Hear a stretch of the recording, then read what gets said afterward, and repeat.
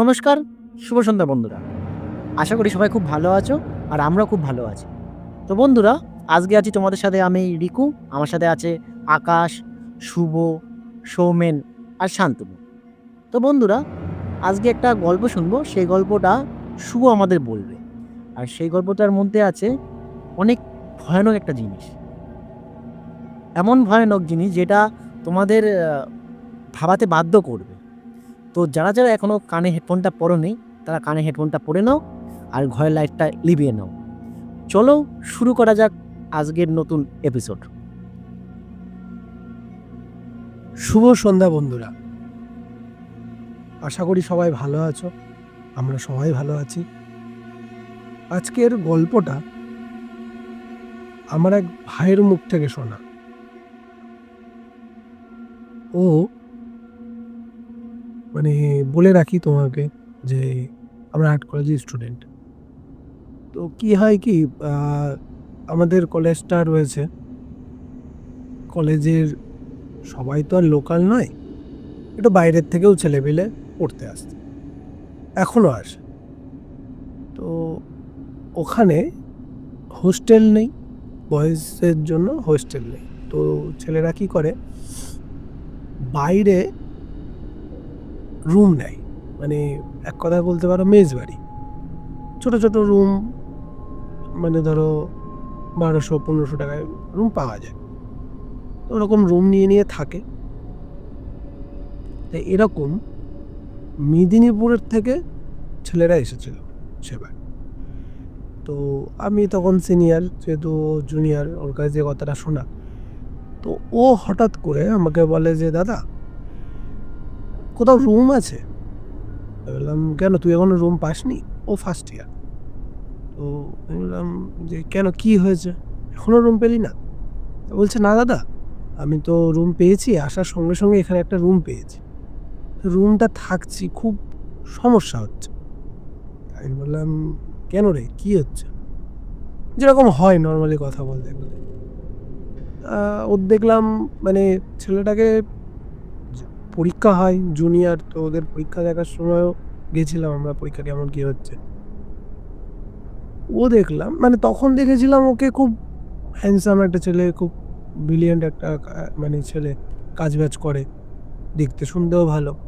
তা ও যখন আমার সাথে কথাগুলো বলছে, সেই সময় হয় না, একজন কেউ খুব ভয় পেয়ে রয়েছে, খুব আতঙ্কে রয়েছে। তো ওরকম আতঙ্কের, চোখ মুখ একদম বসে গেছে, চোখের নিচে কালি পড়েছে। আমি বললাম যে, কি হয়েছে, কি তোর বাড়ির কোনো সমস্যা, না কাজের পেশায়? আমাদের যেটা হয় যে, কাজের পেশার নর্মালি পড়লে না, আমাদের রাতের পর রাত ঘুম আসে না, একটা কাজ ভাবতে ভাবতে কোনো ঠিক নেই আমাদের। তো সেরকমই আমি ওকে জিজ্ঞাসা করলাম। ও বললো যে, দাদা ওসব কিছু না, এমনি আমার দরকার, একটু রুম চেঞ্জ করবো, রুমটা ঠিক ভালো লাগছে না, অন্য একটা রুমে যাও। আমি বলছি, ঠিক আছে, আমি দেখছি বলে আমি সরে গেলাম। সরে গিয়ে কাজ বাজ যেরকম আমরা করি সেরকম করছি, করতে করতে বেশ কিছুদিন হয়েছে। তার মধ্যে আমি খোঁজ নিয়েছিলাম কোথাও রুম ফাঁকা আছে কিনা। একজন খোঁজ দিল যে ভালো জায়গায়। আমি ওকে খুঁজছি, ওই কথাটা বললো যে, ভাই ভালো জায়গায় একটা রুম পেয়েছি, তুই শিফট হতে পারিস।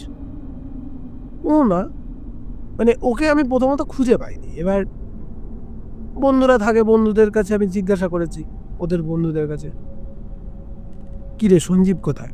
তা বলছে, দাদা সঞ্জীব তো কিছুদিন হয়ে গেছে কলেজে আসছে না, ও বাড়িতে আছে। আমি বললাম, কি হয়েছে রে? সেটা তো ভালো, দেখলাম কাজ বাজ করে, ভালো ছেলে, তা কি হয়েছে ওর? বলছে, দাদা আমরাও ঠিক জানি না, হঠাৎ করে ও বলছিল আমাদেরকেও যে রুম দেখার কথা। আমি সঙ্গে সঙ্গে বললাম যে, হ্যাঁ আমাকেও তো বললো, হঠাৎ করে রুম টুম, ও তো সবে শিফট হয়েছে। বলছে, না দাদা, তারপর থেকে ওর কোনো খোঁজ পাওয়া যাচ্ছে না। খোঁজ পাওয়া যাচ্ছে না? একটা জলজান্ত ছেলে খোঁজ পাওয়া যাবে না, কেন যাবে না? আমরা তো ওই চত্বরেই থাকি, কিছু হলে তো সিনিয়রদের উপরেই আসবে না। তো আমি ওরকম বললাম, কেন রে, খোঁজ পাওয়া যাচ্ছে না, কি হয়েছে? ফোন করেছিস তোরা? দে নাম্বার দে, আমি ফোন করছি। বলছে দাদা আমরা অনেকবার ফোন করেছি, কোনো রিপ্লাই আমরা পাইনি, মানে ফোন ঢুকছে, ও কারোর ফোন রিসিভ করছে না। আমি বললাম বাড়ির কোনো কন্ট্যাক্ট? তা বললো যে হ্যাঁ দাদা, বাড়ির একজনের কাছে রয়েছে, ওর বাবার নাম্বার রয়েছে। তাহলে আমি এসেছে সেই ছেলেটা? বললো না দাদা আসেনি। বললাম তাহলে ঠিক আছে, আসলে ওই ছেলেটার মানে অন্য একটা বন্ধুর কাছে ওর বাবার নাম্বার আছে, ও আসলে আমাকে ডাক দিস বা ওকে বলিস আমাদের রুমে যেতে। না আমিও গিয়ে বন্ধুদের সাথে আলোচনা করলাম যে জানিস তো একটা জুনিয়র ছিল সঞ্জীব, ছেলেটা ভালো ছেলে, ওরাও চেনে। বললো হ্যাঁ কী হয়েছে? বলছে যে, আমি বললাম যে ভাই ও না এরকম কিছু একটা সমস্যার মধ্যে হয়তো রয়েছে, ছেলেটা ভালো কাজ করে। একটা জিনিস তুমি খেয়াল করবে, যারা একটু ভালো কাজ বাজ করে না তাদের প্রতি দেখলে না একটা মায়া হয়, হঠাৎ করে যদি কিছু হয়ে যায় না তাদের মায়া হয়। তো সেরকম আমাদের মধ্যেও সেম জিনিসটাই ঘটলো। এবার ওই ছেলেটা আসলো আমাদের রুমে, যে দাদা ডেকেছিলে? হ্যাঁ আয়। বসে ওর সাথে কথা বললাম। কী হয়েছে রে সঞ্জীবের? বলছে দাদা আমি তো জানি না, আমি ওর বাবাকেও ফোন করেছিলাম, ওর বাবা বললো যে এখনও যাবে না, কিছুদিন বাড়িতে থাকবে, তোমরা একটু দেখে নিও কলেজের দিকটা। যথারীতি আমি বললাম ঠিক আছে ওসব বাদ দে, দে ওর বাবার নাম্বারটাতে আমরা কথা বলেছি। সিনিয়র হই তো দায়িত্ব তো থাকবেই, যতই জুনিয়র ইয়ে হোক না কেন। তো এবার এখানটা বলে রাখি, ও এতটা আমাদের কাছের হলো কীভাবে, জুনিয়ররা ঢুকলে না একটা মজা হয়, মজা হয়। সেটা যে কোনো ফিল্ডের ছেলে মেয়েদের সাথে জিজ্ঞাসা করলে, এমনকি তুমিও তো ইভেন কলেজ পাস করেছো তো তুমিও জানবে হ্যাঁ একদমই। যে জুনিয়ররা ঢুকেছে একটুখানি এই এদিক শোন, এই যে আমরা যে বড় হয়েছি এটা বোঝানো। হ্যাঁ তো সেরকমভাবে ওর কাছে সেই রিপ্লাইটা খুব ভালো রেসপন্স পেয়েছিলাম, খুব ভালো রেসপন্স পেয়েছিলাম। তো সেইখান থেকে একটা দাদা ভাইয়ের সম্পর্ক তৈরি হয়েছে। ওর বাবাকে ফোন করি, তো প্রথমে পরিচয় দিলাম যে আমরা এরকম কলেজের থেকে ফোন করেছি, কলেজের সিনিয়ররা হই। তা বললো হ্যাঁ বাবা বলো। আমরা বলছি যে কেউ কিছু কি সমস্যা হয়েছে ভাইয়ের? হঠাৎ করেই কলেজে আস্তে আস্তে খোঁজ করছিল একটা নতুন রুম। তো ওর বাবা না হঠাৎ করে ফোনটা ধরে আমাদের সাথে কথা বলতে হঠাৎ করে কেঁদে ওঠে, হাউ মাউ করে কাঁদছে, আচমকা কেঁদে ওঠে। আচমকাই কেঁদে ওঠে। আমরা যখন জিজ্ঞাসা করছি যে কাকু কিছু হয়েছে, সমস্যা হলে বলবেন, যে আমরাও তো ছেলের মতো, আপনার কোনো সমস্যা হলে তো আমরা আছি। হঠাৎ করে কেঁদে ওঠে। আচ্ছা। এবার আমরাও থতমত খেয়ে যাই যে একটা মানুষের সাথে কথা বলছি, তার ছেলেকে নিয়ে হঠাৎ করে কেঁদে উঠেছে। এবার আমরাও সাধারণভাবে আচমকায় ভয়ই পেয়ে যাই এক কথায়, যে কী হলো। আমি বললাম ওর কি কোনো শারীরিক সমস্যা হয়েছে? কোনো কথা নেই, কোনো কথা নেই, শুধু কেঁদেই যাচ্ছে। তা আমি বললাম যে কাকু কোনো সমস্যা হলে আমাদেরকে সেটা জানান, আমরা দেখতে পারি। কেন প্রথম ঢুকেছে, যদি র্যাগিং করে কেউ, আমরা না করতে পারি, কেউ যদি করে, আর এখন তো র্যাগিং ব্যান্ড, তো সেই জন্য কিছু হয়েছে হয়তো। কাকুটা আস্তে আস্তে ঠান্ডা হয়, হওয়ার পরে বলে যে না ওরকম কোনো বিষয় নেই, বিষয়টা হচ্ছে কি ও তো মানে কলেজের ওখানে যে রুমটাই ছিল, হ্যাঁ ও তো রুম চেঞ্জ করবে বলছিল, কি হয়েছে ওই রুমে? আর যথারীতি যেটা হয়, আমরা ভেবেছি হয়তো কেউ ওকে কিছু টিচমিচ করেছে বা কিছু। খুব সাধারণ ছেলেটা, মানে এক কথায় বলতে পারো মানে গো বেচারা যারা বলে সেরকম গো বেচারা, কিন্তু সেটা খুব অনেস্ট আর খুব ভালো। এবারে ও যে রুমটাতে থাকতো, মানে ওর বাবা বলছে ওর যে রুমটাতে থাকতো সেই রুমটাতে এমন কিছু হয়েছে ওর সাথে, ও সেটা আমাদেরকেও বলছে না, শুধু হাওমাও করে কাঁদছে। আর রাতের বেলা না ও মানে একদম ঘরের এক কোণে সিটিয়ে যাচ্ছে, একদম ঘরের এক কোণে চলে যাচ্ছে। এবার আমরা ভেবেছি সাধারণত হয়তো লোকজন হয়তো ওকে কিছু বলেছে, নতুন জায়গা, ভয় পেয়েছে কোনোভাবে। বললাম কাকু তাহলে কী সমস্যাটা, আপনার কি ডাক্তারের কিছু ব্যবস্থা করেছে? বলছে হ্যাঁ ডাক্তার তো দেখিয়েছি, ডাক্তার বলছে ওর মানসিক পরিস্থিতি এখন ঠিক নেই, ওকে ওষুধ দিয়েছে, ও ওষুধ টষুধ খাচ্ছে, কিন্তু সে কোনো ইমপ্রুভমেন্ট ওর ভিতরে আর নেই। যেটা ওষুধ খেলে নর্মালি হয়। বললাম তাহলে কি নার্ভের সমস্যা হচ্ছে? বলছে না, আমরা নার্ভেরই ডাক্তার দেখিয়েছি, নার্ভের সমস্যা ডাক্তার ধরতে পারিনি, কিন্তু ওষুধ দিয়েছে। বলেছে ও মানসিক কোনো একটা ইনসিডেন্ট ওর সাথে ঘটেছে যেটা ওকে খুবভাবে এফেক্ট করেছে। তো আমরা মানে ডিসাইড করি বন্ধুদের মধ্যে, তারপরে আমরা রেখে দিই, তারপর ডিসাইড করি যে আমরা যাব ওদের ওখানে, মানে ওদের ওই বাড়ির ওখানে যাব, মেদিনীপুর। আচ্ছা শুভ, তোমাদের কলেজটা কোথায় ছিল? কলেজটা হচ্ছে আমাদের চাঁদপাড়া আছে, হ্যাঁ। চাঁদপাড়াতে। আচ্ছা। তো ওখানে যাব মেদিনীপুরে চিনি না। প্রথমে ওর বাবার সাথে কথা হলো যে কাকু কোথায় যাব, কীভাবে যাব। তা বলছে তোমরা আসো। প্রথমবারে না শুনে উনি খুব, বলতে পারো যে আনন্দ পেয়েছে, যে কলেজের সিনিয়র হয়, এরকম আমার ছেলেটা এরকম সমস্যা হয়েছে, সবে তো কদিন হয়েছে চেনে, তবুও আসছে। আর আমাদের কি, একটা ছেলে ভালো কাজ করে, ভালো জিনিস, সেই ছেলেটাকে আমরা কেন হারাবো? আমাদের কথা সেটাই। তো আমরা ওখানে যাই মেদিনীপুরে, গিয়ে কাকুর সাথে দেখা হলো। আমরা যখন ট্রেন থেকে নেমেছি, মানে ট্রেন থেকে নামার পরে যখন ফার্স্ট টাইম কাকুকে দেখি, কাকু যখন আমাদেরকে রিসিভ করতে আসেন, দেখে না মানে এক কথায় বলতে পারো যে প্রথমে জিজ্ঞাসা করলো যে শুভকে। বললাম আমি। তুমি বিশ্বাস করবে না, আমাকে জড়িয়ে ধরে হাওমাও করে কান্না। আমাকে মানে মেদিনীপুর স্টেশনের উপরে আমাকে জড়িয়ে ধরে হাওমাও কাঁদছে। সবাই মিলে ছাড়াছাড়ি করে কি হয়েছে কি, ওখানে বসলাম, বসে জল টল কাউকে খাওয়ানো হলো উল্টে। তা বলছে আমার ছেলেটা মনে হয় বাঁচবে না। শুধু এইটুকুনি একটা কথা, যে আমার ছেলেটা হয়তো আর বাঁচবে না। কি এমন হলো যে বাঁচবে না? আমরা বললাম যে চলুন দেখি কি কি সমস্যা হচ্ছে। আমরা গেলাম ওদের বাড়ি পৌঁছাতে, ধরো মেদিনীপুর থেকে মানে একদম গ্রামে বলতে পারো। আমি প্রথমে বলছিলাম না যে ছেলেটা একদম মানে গো বেচারা বলতে পারো। হ্যাঁ। এইটার প্রভাবটা মানে ও যে গ্রামে থাকে, একদম পুরো ছাপটা ওর মধ্যে আছে। কোনো চাতুরতা যেটা হয় ন্যাচারালি, গ্রামের ছেলে যেটা হয় আর না না মানে এগুলোর থেকে তারা সত্যি আলাদা থাকে। যেমন শহরের লোকেরা যেমন একটুখানি চালাক চতুর না হলে না চলা যায় না রাস্তায়, হ্যাঁ একদম। কিন্তু গ্রামের মানুষরা না, এখন আমি ওদের ওখানে গিয়ে বুঝেছি যে এখনো মানুষ কতটা সরল সাদাসিধে।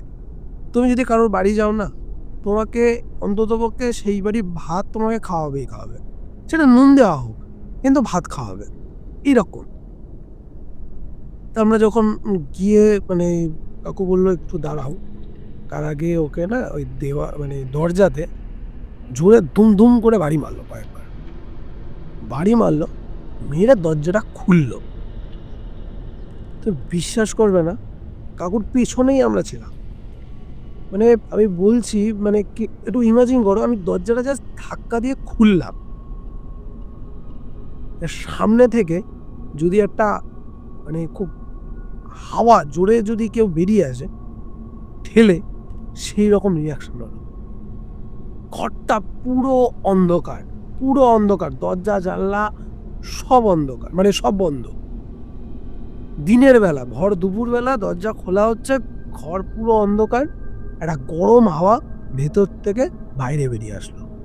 কাকু সামনে, তারপরে আমরা টোটাল 4 বন্ধু মিলে গেছিলাম ওকে দেখতে। তো নর্মালি আমাদের মাথায় অত কিছু আসলো না, আমরা ঢুকলাম ঘরে। এবার ঘরে ঢুকে না ওই অন্ধকারের মধ্যে ওকে খুঁজেই পাওয়া যাচ্ছে না। হ্যাঁ, ওকে খুঁজে পাওয়া যাচ্ছে না, ও ঘরের মধ্যেই রয়েছে। এবার ওই যে মানে ধরো দরজা খোলা আছে, লাইটটা একদম সুন্দর করে একদম সোজা সামনাসামনি যে দেওয়াল, ওই দেওয়ালে পড়ছে সরু হয়ে। ঠিক খাটের এক কোণার দিকে, ঠিক আছে, ডান দিকে, মানে ঘরে ঢুকলাম, ঢুকে ডান হাতে ওর খাট, আর ওই ডান দিকের একদম কোণার দিকে ও বসে রয়েছে একদম কুটি মেরে, মানে ঠকঠক করে কাঁপছে। মানে গরমকাল ছিল তো এটা? না না, গরমকাল ছিল না, ওটা শীতকাল ছিল, কিন্তু ঘর থেকে একটা গরম হাওয়া বেরোচ্ছে। ঠিক আছে, একদম শীতকাল, কিন্তু ঘর থেকে বেরোলো একটা গরম হাওয়া। তা সব থেকে বড় জিনিস, আমরা গেছি শীতকালের ড্রেস পরে, জামা কাপড় পরে, আর ও ওখানে বসে রয়েছে একটা হাফ প্যান্ট, একটা খালি গায়ে, ওই শীতের মধ্যে। শীতের মধ্যে। তুমি বিশ্বাস করবে না, সেই ছেলেকে, যে ছেলে আমাদের সামনে কথাবার্তা বলেছে, আমরা যাকে চিনি, পুরো অচেনা।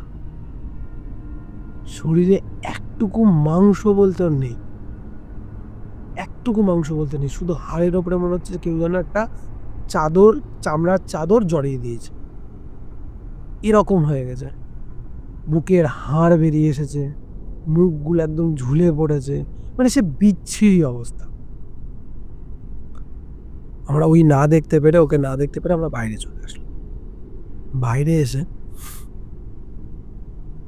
এবার বসেছি। এবার যেটা হয়, মানে জলজান্তর কাকুর একটাই ছেলে, গ্রামের মানুষ, মানে খুব ভেঙে পড়েছে যে কি ছেলেরে পাঠালাম আর কি ছেলে আসলো। দরজাটা দিয়ে দিল, দিয়ে বাইরে এসে ওরকম হচ্ছে। এবার মেদিনীপুরে একটা জিনিস, স্পেশাল জিনিস আছে, মানে ওরা ওই মুড়ি খায়, ঠিক আছে? তো আমাদেরকেও মুড়ি দিল, তো তরকারি দিল, আমরা ওই বসে খাচ্ছি। যে খাবো কীভাবে, খেতেও না কেমন একটা লাগছে, ঠিক আছে? খেতেও কেমন একটা লাগছে। কাকুরে শুধু জিজ্ঞাসা করছে, কাকু কী হচ্ছে, কী হয়েছে, এমন কী হয়েছে? আমরা 3 বছর কাটিয়ে ফেললাম, আমাদের কারোর সাথে কিছু নেই, ও এরকম হচ্ছে কেন? ওর কি আগে থাকতে কোনো সমস্যা ছিল? আপনারা কি অন্য কোনোভাবে কোনো কিছু দেখিয়েছেন ডাক্তার বাদে? তা বলছে হ্যাঁ, এক হাকিমকে দেখিয়েছি। তো উনি বলেছেন ওকে এমন কিছুতে ধরেছে যা আমিও ছাড়াতে পারবো না। সে শক্তি, বিশাল বড় একটা শক্তি ওকে ধরেছে। সে কিভাবে ধরেছে আমি বুঝতে পারছি না, কারণ আমি তার সাথে কথা বলতে পারছি। মানে ওই হাকিম যিনি ছিলেন, মানে কথাটা বলতে গিয়ে আমার আটকে যাচ্ছি, মানে ওনার যে ক্ষমতা সেটা ওই শক্তির কাছে অনেক কম। উনি ওই ব্যাপারে ঢুকতে পারবেন না, উনি প্রথমেই সারেন্ডার করে দিয়েছে। তাই এখন পরিস্থিতি কি, ওকে এরমভাবে ছেড়ে দিতে হবে, কারণ ওকে সে গ্রাস করে ফেলেছে, একদম গ্রাস করে ফেলেছে। ওখান থেকে ওকে ফিরিয়ে আনা ওনার শক্তি নেই, অন্য কেউ হয়তো যদি পারে তাহলে করবে, এরকম বলে ওনাদেরকে পাঠিয়ে দিয়েছে। মানে তুমি বিশ্বাস করবে না, এতটাই খারাপ লাগছে ছেলেটাকে, যে কেমন ছেলে দেখেছি, বেশ শরীর স্বাস্থ্য ভালো, সুন্দর চেহারা, ফর্সা একটা ছেলে, সেই ছেলেটার এই অবস্থা। শুধুমাত্র আমাদের ওখানে একটা রুমে ছিল বলে এরকম। এইবারে আমাদের বন্ধুদের মধ্যে একটা বন্ধু বলে উঠলো যে যেটা হয় নর্মালি, আমরা ধরো বেরিয়ে আসলাম, মানে ওদের বাড়ি আমরা সেদিন ছিলাম, তো আমরা একটু বাইরে মানে একটু ঘোরার জন্য বেরিয়েছি। তখন আমাদের সবাই চুপচাপ, মানে কারণ আর ওই কথা বলতে কারোর সাথে ইচ্ছা করছে না, যে কি হচ্ছে, ছেলেটা তাহলে কি মারা যাবে এরকমভাবে। তা আমাদের মধ্যে থেকে একটা বন্ধু বলে উঠলো যে ও কোন রুমে ছিল কেউ জানিস? আরেকজন উত্তর দেয় কি, হ্যাঁ আমি জানি। কোন রুমে? বিকাশদার রুমে। এবার বলে রাখি যে বিকাশদা, আমি এখানে নামটা অন্যভাবে ইউজ করছি, তার কারণ হচ্ছে আমি ওই নামটা তুলতে চাই না, তোলাটা বারণ। তো এই বিকাশদা মানে বলতে পারো যে ওখানের মানে এক টাইমের একটা গুন্ডা টাইপের ছিল, ঠিক আছে? গুন্ডা বলতে মানে ওখানে দাপিয়ে বেড়াতো। তো সেই লোক ওই বাড়িতে, সব একটা সময় ছিল যে ওই ডাকাত দলপতি হয়, তা ওই লোককে, মানে ওই লোকও ডাকাত টাইপের ছিল। তো এরকম ঝামেলা হয় না, একটা এলাকার ভিতরে আরেকটা এলাকার ঝামেলা হয়, তো ওর সাথীদেরকে সবাইকে মেরে দেয়। যখন মেরে দেয় তখন ওই লোক পালিয়ে বেড়ায়, পালিয়ে বেড়াতে বেড়াতে ওই বাড়িতে ঢোকে। এবার আর এক যে দলপতি ছিলেন তিনি ওই লোকজন নিয়ে এসে ওই বাড়িতে সামনে দাঁড়ায়। তখন ও নিজে মানে লোকের হাতে মরবে না, ওই জন্য নিজে ওখানে নিজের চাকু বের করে নিজেই সুসাইড করে, মানে নিজের পেটের ভিতর ঢুকিয়ে দেয়। তো ওইভাবে ওইখানে মারা যায়। তো ওই ডেড বডিটা ওরা কি করে ওইখানেই জ্বালিয়ে দেয়। এটা বলছি তোমার আজকের কথা নয়, এটা অনেক বছর আগের কথা। ঠিক আছে, ওই বাড়িতে জ্বালিয়ে দেয়। এবার মোটামুটি ধরো তারপরে মানুষ চলে গেছে, মানুষ এসেছে, এই করতে করতে করতে করতে বাড়িটা পড়ে থাকে। এক কন্ট্রাক্টর ওখানে ওই বাড়িটাকে কেনে, ঠিক আছে, নিজের করে দাবি করে কেনে। তো কেনার পরে লোকজনকে ভাড়া দেয়, উনি ওখানে থাকেন না, তো ভাড়া দিয়ে দেয় যে আমার বাড়িতে তুমি থাকো। ওই ছেলেটাও প্রথম গিয়ে ওই বাড়িটাতে ওঠে। এবার বলে রাখি, তার আগেও লোকজন ওখানে ভাড়া থাকে, ভাড়া ছিল। এবার এই কথাটাতে আমি পরে আসবো। তা ওই ছেলেটাকে থাকে, ওই যে লোকটা ছিল যে মারা গেছিল সে কোনোভাবে ফিরে আসে, সে কোনোভাবে ফিরে এসে ওর সাথে দেখা হয়, মানে সঞ্জীবের সাথে দেখা হয়।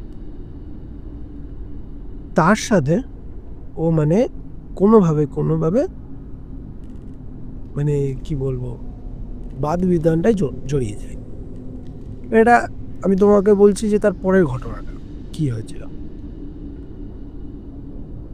যথারীতি এগুলো চলতে চলতে আমরা কথা শুনছি, মানে আমাদেরই বন্ধুদের মধ্যে এটা চলছে যে ভাই এটার থেকে এটা হচ্ছে, এটার থেকে ওটা হচ্ছে, মানে আমরা একে একে দুই করার চেষ্টা করছি।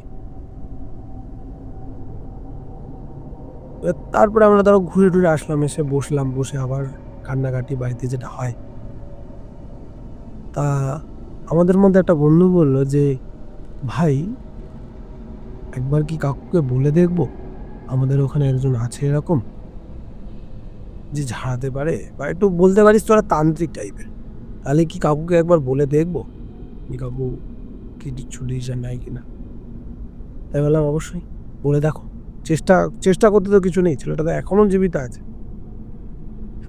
এটা কাউকে আমরা বলি কাকু আমাদের ওখানেও এরকম লোক আছে, আমরা কি একটু দেখতে পারি ভাইয়ের জন্য। বলে হ্যাঁ দেখো, যদি তোমরা তোমাদের কিছু করতে পারো তোমরা আমার ছেলের জন্য। তা আমরা ওই বলার পরে সেদিন রাতটুকু আমরা থাকি। এবার রাতের বেলা কি হয়, আমরা ধরো খেয়ে দিয়ে মোটামুটি শুয়ে পড়েছি, আর গ্রামগঞ্জের মানুষজন কি একটু তাড়াতাড়ি শুয়ে পড়ে, আবার ভোরবেলা ওঠে। তো আমরা তো ঘুম আসছে না, আমরা ঘুমাই কোটায় 12টা 1টা, আর আমরা সেখানে ঘুমাতে হবে আমাদেরকে জোর জবরদস্তি 6টা 7টার মধ্যে, আমাদের তো অসম্ভব। এবার কেউ মোবাইল ঘেঁটছে, কেউ কথা বলছে, কেউ কাজ বাজ নিয়ে ডিসকাশন করছে, কেউ স্কেচ করছে, এইসব চলতে হঠাৎ করে, আর বলে রাখি আমরা যে রুমটায় ছিলাম ওদের ঘরে, মানে ওদের বাড়ির, ওর যে রুমটা তার এক পাশের রুমে শুয়েছে ওর মা বাবা, মানে ডান দিকের রুমে, আর আরেক পাশের রুমে হচ্ছে আমরা। আর বাড়িটা রয়েছে মানে পরপর 3টা রুম। তারপর হচ্ছে ডান দিকে ওর মা বাবার রুমের পাশে হচ্ছে ওই যে রান্নাঘর, আর আমাদের এই দিকটা দিয়েছে কারণ এই দিকটাতে বাথরুমটা ছিল, আর আমরা অত দূর থেকে এসেছি, আমাদের তো বাথরুম ঘরের কাছে, অতটা দূর যাবো, ওই জন্য আমাদেরকে পাশাপাশি বাথরুম দিয়েছে। তা একটা বন্ধু তখন কটা বাজে, 12টা 12:30 বাজে, ও বাইরে বেরিয়ে আমরা ধরো এরকম করছি, কথাবার্তা বলছি, ও হঠাৎ করে আমাদের মধ্যখানে দৌড়ে এসে বলছে ভাই একটু বাইরে চ। তা আমরা বললাম যে কেন, কি হয়েছে? তা বলছে কিচ্ছু না, তোরা বাইরে চ, তোরা সবাই মিলে বাইরে চ। আমরা বাইরে বেরিয়েছি, যে বাইরে বেরিয়েছি না, মানে একদম উঠোনে চলে এসেছে। উঠোনে এসে দেখছি ছাদের ওপরে কেউ একজন কথা বলছে, সামনে আর একজন রয়েছে, আর সামনে যে রয়েছে সে বিশাল দশাকায় চেহারা। ঠিক আছে, হঠাৎ করে আমার চোখ যায় ওই নিচের ওই দরজাতে, মানে আমাদের ঘরের তো ধরো আলো জ্বলছিল, আমাদের ঘরের পাশের রুমটাই বলেছি যে আবার ওই ভাইটা রয়েছে যাকে দরজা বন্ধ করে রাখা হয়েছে, ওর দরজাটা দেখলাম খোলা। এদিকে কিন্তু বাইরে থেকে দেওয়া ছিল। তার পাশের রুমে ওর মা বাবা ঘুমিয়ে পড়েছে। আর হঠাৎ করে না, যখনই ওরকম হয়েছে আমরা যেই দেখেছি আমি বলছি, এই তোরা কি কেউ দরজা খুলেছিস? তুই তো বাইরে বেরিয়েছিলি, তুই দরজা খুলেছিস? ও বলছে না, আমি কেন খুলতে যাবো, আমি তো বাথরুমে গেছিলাম। তাহলে ওই কথা হচ্ছে যে এবারে না হঠাৎ করে আমরা চেঁচিয়ে উঠি ওখানে যে কে ওপরে, কে? যেই বলি সঙ্গে সঙ্গে দেখলাম দশাকায় চেহারাটা হাওয়ায় যদি কিছু ধুলোবালি যদি এরকম উড়ে যায় না, যেরকম লাগে ঠিক ওইভাবে উড়ে গেল, ঠিক ওইভাবে উড়ে গেল। আর যে ছেলেটা ছিল সে থপ করে নিচে বসে পড়ল। নিচে বসে পড়া ভুল, আমরা উপরে যাই ওখান থেকে ঘুরে, আমরা গিয়ে দেখি ও পড়ে গেছে। মানে পড়ে রয়েছে বলতে মানুষ হঠাৎ করে আচমকা কি চললে ধপ করে নিচে পড়ে গিয়ে থাকে না, শুয়ে পড়েছে ওখানে। তারপর আমরা ওখান থেকে আবার ধরে টরে, তখনও কিন্তু ওর মা বাবা ওঠেনি, তখন আমরা আবার ধরে টরে আসি, এসে ওরকম ঘরের ভিতরে ওকে রাখি, আবার ছিটকিনি দিয়ে দিই। পরের দিন ভোরবেলা আমরা সেই রাত আর ঘুমাইনি। তার মধ্যে তো ঘরের ভিতরে ধরো আমাদের দেওয়ালে ধুম ধুম ধুম ধুম করে, মানে একটা ঘর থেকে একটা ঘরে যদি দেওয়ালে কেউ বাড়ি মারে দেখবে ওপাশে ঘরে শোনা যায়, তো সেরকম হচ্ছে, এরকম সারা রাত চলেছে। পরের দিন সকালে উঠি, আমরা রেডি হয়েছি, ট্রেন ধরবো, আমাদের ধরো দুপুরের দিকটাতে ট্রেন ছিল। তো কাউকে ওরকম ডাকি যে কাকু কাকিমা আপনারা কি জানেন কি হয়? তো বলছে, হ্যাঁ বাবা আমরা জানি, আমরা জানি। কি হয়, আপনারা কিভাবে এরকমভাবে আপনারা থাকেন কিভাবে? বলছে আমরা জানি বাবা। তোমরা কি কাউকে দেখেছো ওপরে কারোর সাথে কথা বলতে? ওকে। ওরা বলে হ্যাঁ, যেটা আমরা দেখেছি। আর যেমন তোমাদের ঘরের দরজাতে এই দেওয়ালে যেরকম জোরে জোরে ঘুষি মারলে যেমন হয়, তোমরা সেই আওয়াজ যে পেয়েছো আমরাও পাই। কিন্তু এই যে একটা মাস ধরে না আমরা সহ্য করে ফেলেছি, আমরা ধরেই নিই যে আমাদের ছেলেটা বাঁচবে না। সত্যিই যা, মানে ওদের চেহারা দেখলে না তোমার মনে হবে না যে ও আর বাঁচবে, তোমার মনে হবে না। এবার আমরা যথারীতি গোছালাম, গুছিয়ে টুছিয়ে আমরা বলি যে ঠিক আছে আসছি, যতটা পারি আমরা চেষ্টা করব। আমরা আসি, এবার এসে ওই আমার যে বন্ধুটা বললাম যে ওই একটা তান্ত্রিক গোছের লোককে চেনে, তো ওনার কাছে আমরা যাই, এই 4 জন বন্ধু মিলে যাই। গিয়ে আমরা বলি যে এরকম এরকম বিষয়, একটা ভাই ছিল মেদিনীপুরে বাড়ি, ওর সাথে এরকম এরকম ঘটনা ঘটেছে। তা উনি বলছেন দাঁড়াও আমাকে একটু সময় দাও। তা উনি দেখলাম আমরা বসে গল্প করছি, এবার ওনার একটু বিবরণ দিই। বড় জটা আছে ওনার মাথায়, খুব বড় জটা, আর সবসময় লাল কাপড় উনি পরে থাকেন, লাল কাপড়, নিচে একটা মানে গামছা টাইপের একটা লাল কাপড় দিয়ে বাঁধা, আর উপরে একটা মানে উত্তরীয় টাইপের গলায় দেওয়া। তো উনি বলেন ঠিক আছে, আমাকে একটু সময় দাও, আমি বলছি। তা উনি কী করলেন, উনি ওই আমরা ধরো ঘরের মাঝখানের ঘরটাতে বসেছি, উনি সামনের দিকে দেখলাম একটা ছোট্ট দরজা, মানে যেমন আমাদের দরজার হাইট হয়, মানে ধরো প্রায় 5 ফুট 6 ফুটের কাছাকাছি আমাদের দরজার হাইট হয়, 6 ফুট থেকে 6.5 ফুট। আমরা দেখলাম যে ওটা একটু ছোট, মানে ধরো যতটা হাইট আমার থেকেও মাথা নিচু করে ঢুকতে হবে, এতটাই কম হাইট, মানে ধরো প্রায় 4 ফুট 4.5 ফুটের কাছাকাছি। আমরা ভেবে দাও দরজাটা কতটা নিচু। তো ওই দরজা দিয়ে মাথা নিচু করে উনি ঢুকলেন। ঢুকে আমরা তো বসে রয়েছি, কথা বলছি নিজেদের মধ্যে। তো প্রায় আধা ঘন্টা 45 মিনিট পর উনি বাইরে বেরিয়ে এসে, তো বাইরে বেরিয়ে এসে খুব মানে বিনয়ের স্বরে আমাদের সাথে বলে যে, তোমরা যে ছেলেটার কথা বললে, তার আগে বলে রাখি, তার আগে উনি কিছু জিনিস আমাদের কাছে শুনতে চেয়েছেন, যে ওনার ওই ছেলেটার জন্ম বা ওনার বাড়ি, তারপরে বয়স, এসবগুলো সব শুনে গেছে। উনি এসে বললেন যে ওই ছেলেকে আর বাঁচানো যাবে না। হ্যাঁ, ওই ছেলেকে আর বাঁচানো যাবে না। আমরা বললাম যে কেন? এবার তো দিতে হবে না, কারণ তো দিতে হবে, এরকমভাবে আপনি বলছেন। যতই হোক, মনকে তো আমরা মানাতে পারছি না। তখন বলল যে ও যার খপ্পরে পড়েছে সে ওকে শেষ করে ফেলেছে, ভেতর থেকে শেষ করে ফেলেছে।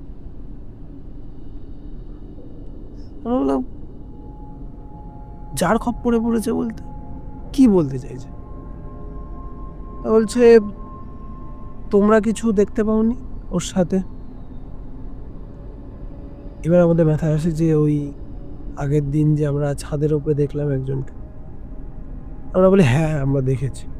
ওর সাথে এমন একজন ছিল যে আমরা তাকে সচক্ষে কিরকমভাবে বলে, একটা ছায়া, তো সে ওরকম বালির মতো, ঝড়ের মতো উড়ে গেল। বলছে হ্যাঁ, ও সেই লোকের খপ্পরে পড়েছে। এবারে বলি, তখন বলছিলাম না তোমাকে যে একটা লোকের বিবরণ দিয়েছিল, হ্যাঁ বলছিলে। যে ডাকাত ছিল।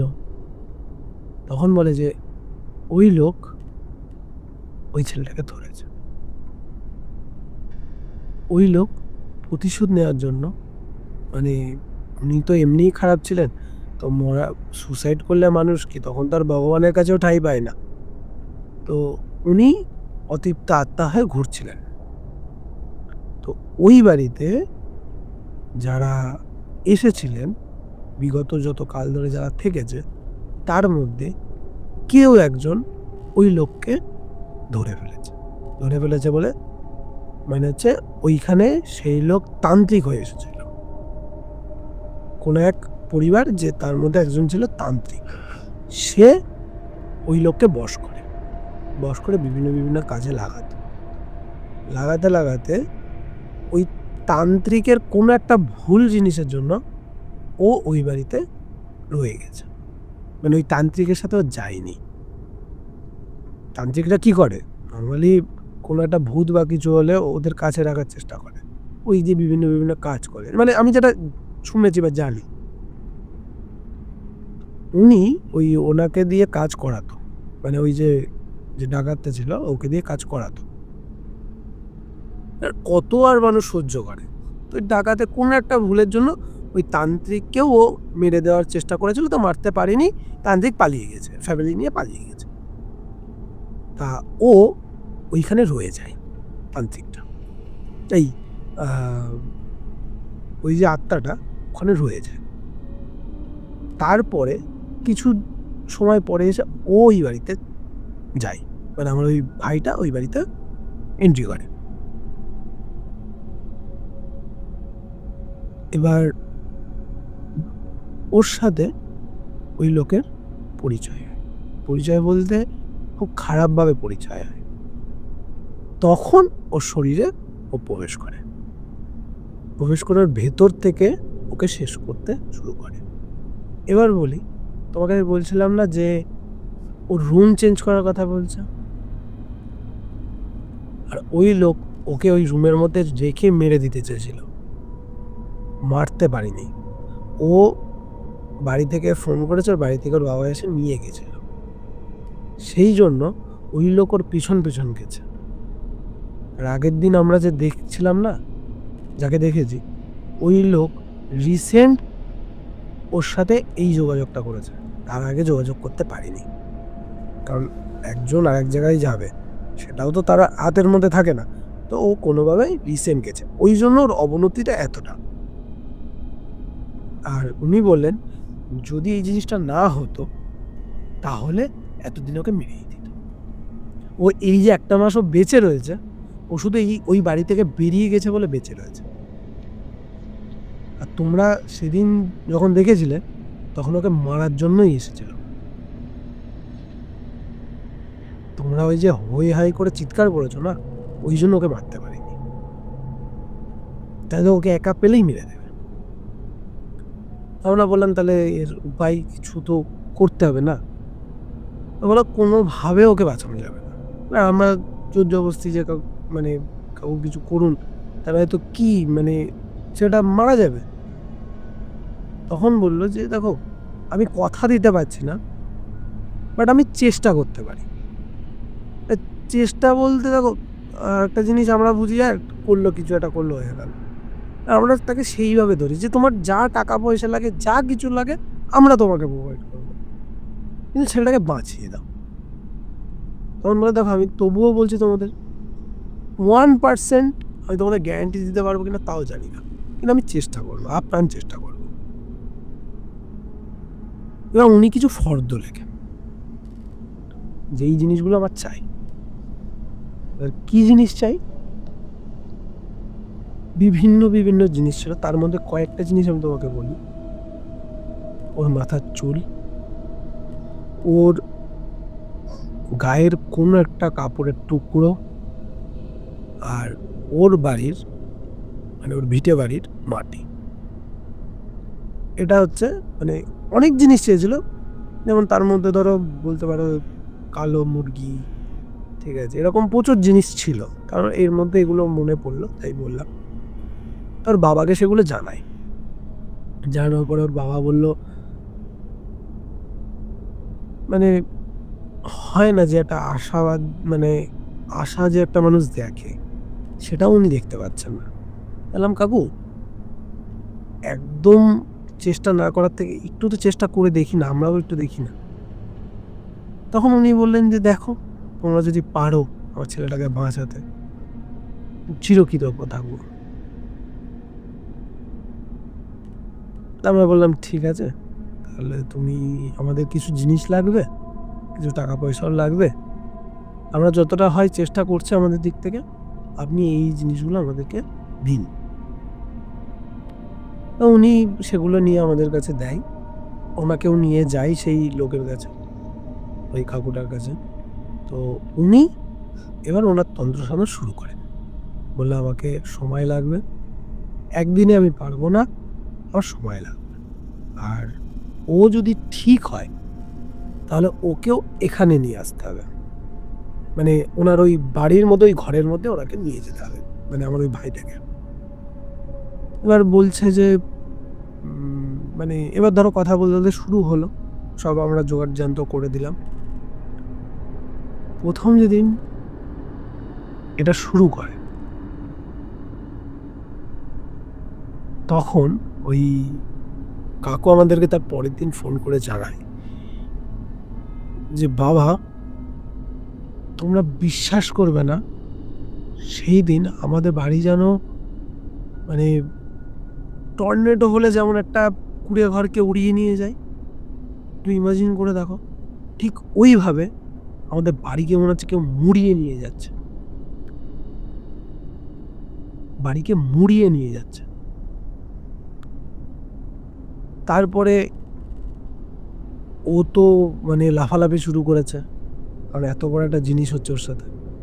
ও লাফালাফি করছে কোনোভাবে, পাশের পাড়ার আরও মানে পাশের বাড়ির 2-4টে দাদাকে বলে রেখেছিল এরকম এরকম বিষয় হতে পারে। গ্রামবাসীরা না খুব সাপোর্টেড, গ্রামে এখনও সেই মানসিকতার লোকজন পাওয়া যায়। ওকে ওরকম আরও 4-5 জন এসে ধরে বেঁধে রাখে খাটের সাথে, বলছে খাট শুধু উড়িয়ে নিয়ে যাওয়ার মতো ওকে, ওর গায়ে এত শক্তি। একটা ছেলের যার গায়ে একটা শুধু চামড়া ছাড়া আর কিছু নেই, চামড়া আর হাড় ছাড়া, সে নাকি একটা বড় খাটকে 10,000 চেয়ারের খাটকে নাকি ও উড়িয়ে নিয়ে যাচ্ছে, ও লাফ দিয়ে নিয়ে চলে যাচ্ছে, এই রকম হচ্ছে। সেই দিনের মতো মানে উনি করলেন, করে আমাদেরকে ডেকেছিল ফোন করে যে বাবা তোমাদের মধ্যে কেউ একজন আসো। তো আমি আর আমার একটা বন্ধু গেছিলাম, সেদিন আর 4 জন যাইনি, 2 জন গেছিলাম। তো 2 জন যাওয়ার পরে বলছে যে দেখো আমি চেষ্টা করেছি, এখনও বলবো। আগে বলেছিলাম 1%ও গ্যারান্টি আছে কিনা জানি না। আমি এবার তোমাদের একটু বলি যে কিছুটা হলেও হয়তো তোমরা আশা রাখতে পারো যে আমি ওকে ঠিক করতে পারবো। এবার এই যে ঠিক করতে পারবো এই কথাটা শুনলাম, শুনে না আমরা বিশালভাবে আশাবাদী হয়ে পড়েছি ওনার উপরে। এবার আমরা বললাম যে তাহলে এর পরের ধাপ কি? বলছে পরের ধাপ আমাকে দুটো, আগে বলেছিলাম যে কিছু ফর্দ ছিল, তাহলে এবারেও আমার কিছু ফর্দ হিসাবে কিছু জিনিস লাগবে। তার মধ্যে উল্লেখ করি দুটো কালো পায়রা লাগবে। আমরা কোনো কিছু জিজ্ঞাসা করছি না যে কেন লাগবে, কিসের জন্য লাগবে, শুধু উনি যা বলছেন আমরা তাই করার চেষ্টা করছি। বললো যে দুটো পায়রা লাগবে, আমরা কালো পায়রা লাগবে, আমরা কালো পায়রা জোগাড় করি, জোগাড় করে ওনাকে দিই। দেওয়ার পরে বললো ঠিক আছে আমি আবার বসবো। এবার সেই রাত গেল, পরের দিন গেল, তারপরের দিন কাকুরে আমরা ফোন করি, মানে আমার ওই ভাইয়ের বাবাকে ফোন করার পরে আমরা জিজ্ঞাসা করি যে কাকু ওর কি কোনো ইমপ্রুভমেন্ট হচ্ছে এতে? বলছে ইমপ্রুভমেন্ট হচ্ছে কিনা জানি না, আবার ছেলের মানে খুব টর্চার হচ্ছে, এটুখানি বলতে পারি, খুব টর্চার হচ্ছে। কাকু কিছু না করার থেকে তো কিছু তো করছি, আর একদম হাল ছেড়ে দেওয়ার পর থেকে ওই যে আমাদের সাথে যে তান্ত্রিকের আপনি গিয়েছিলেন তার সাথেও কথা তো আপনি বলেছেন, আর উনিও চেষ্টা করছেন। যে কথাটা আমাদের বলেছিল যে 1%ও গ্যারান্টি নেই, সেখানে বলেছে আমি বাঁচাতে পারি। তা যথারীতি কথাবার্তা হয়ে রেখে দিলাম। তারপরে ওই কাকুরে আমরা আবার ফোন করি, মানে ওই তান্ত্রিককে। তো তান্ত্রিকের কাছে আবার আমরা যাই, বলছে যে আসো। আমরা গেলাম, আবার গিয়ে শুনি যে এবার আমরা জিজ্ঞাসা করি যে না পেরেই জিজ্ঞাসা করছি যে কাকু কি হচ্ছে একটুখানি আমাদেরকে বলবে? তখন বলছে যে আগে বলেছিলাম না তান্ত্রিক ওনাকে বশ করেছিল, মানে ওই আত্মাটাকে বশ করেছিল। তো ওই তান্ত্রিক ওই মানে কালা জাদু করতেন এত বাজে বাজে, লোকের ক্ষতি করার জন্য কালা জাদুটা করতেন, সবসময় লোকের ক্ষতি করতে। তা ক্ষতিটাও কাকে দিয়ে করাতো? যে আগে ডাকাচ্ছে, সে তো লোকের আগে ক্ষতি করেছি, সেই ক্ষতিটা আরো বেশি করে করাচ্ছে। তখন উনি বললেন যে ওকে পায়রা দিয়ে বশ করেছে, মানে কোনো কাজ করে আনতো, করে আসার পর ওকে পায়রা দিত, কালো পায়রা।